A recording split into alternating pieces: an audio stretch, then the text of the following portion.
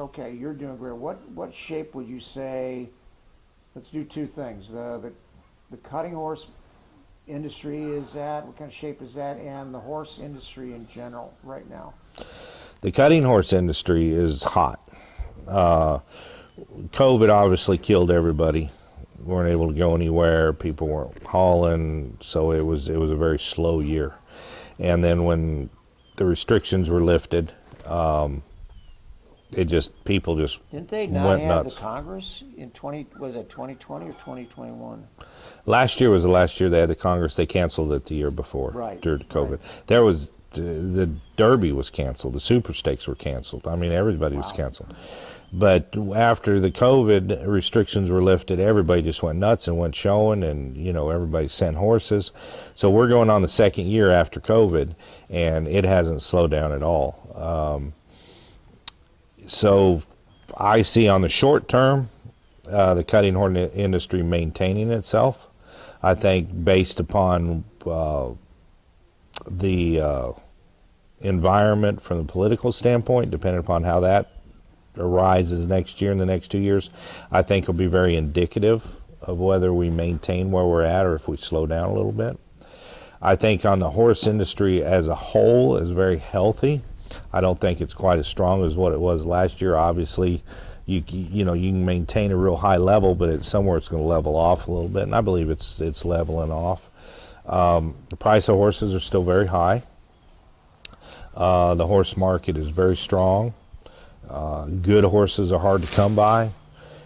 Average horses, are still out there, but they're a little harder to come by too. So I think it's helped everybody. I think it is going to correct itself a little bit and slow down. I see this time next year everything being a little more, maybe not quite as hot, but still going very strong. I don't really see a slowdown of significance for at least 2 years.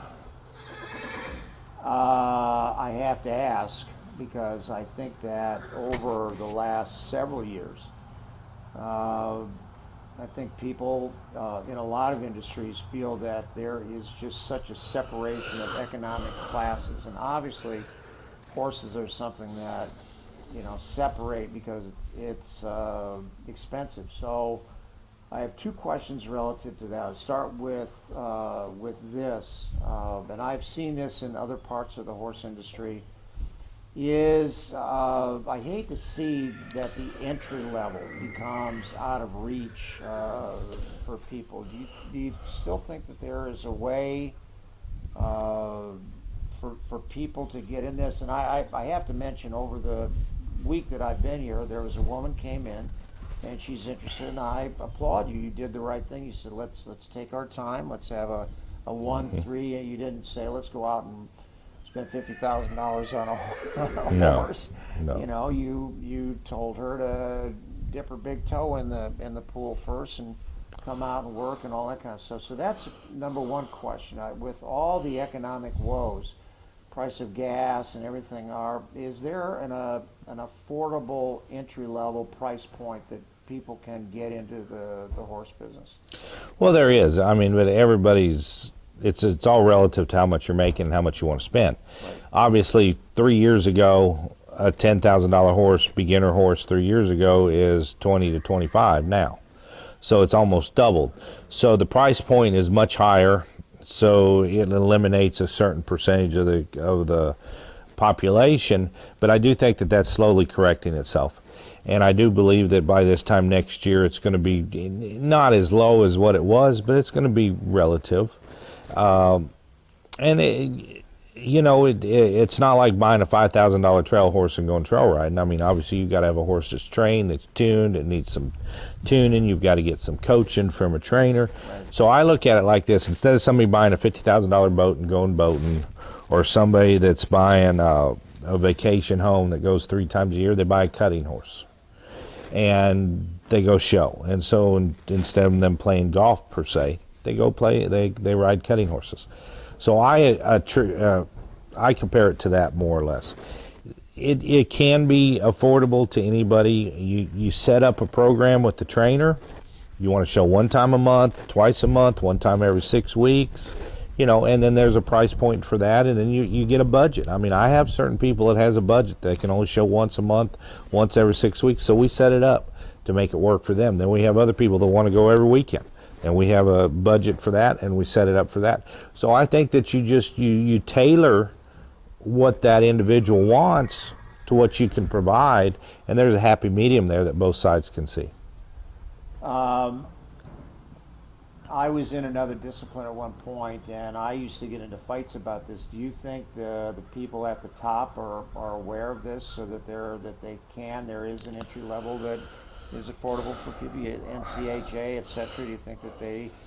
I think if you cut the bottom out, eventually there's gonna be fewer people at the top. So, and I'm applauding you because this woman came in and you didn't say, yeah, bring your checkbook, let's go. No, I think it's relative. What one person's starting point maybe 50,000, when another person's starting point's 10 to 15.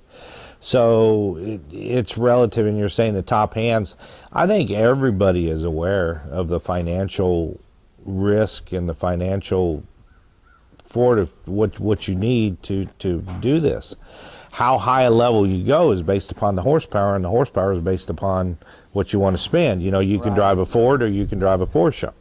So, but I think everybody's aware of it. I think everybody is conscious of trying to get new people involved. I don't think there's a trainer one out there that doesn't have their barn open for somebody new to come in that wants to get involved, because it's a numbers game. You want to have customers, you want to have people involved in your barn, and in turn it helps the whole industry. It just doesn't help that trainer for having a customer. It helps the whole industry because they're spending money, they're going out showing, they're going to the motels, they're going out to eat, they're taking lessons. Right. So it encompasses everybody, and everybody gets a little taste of it.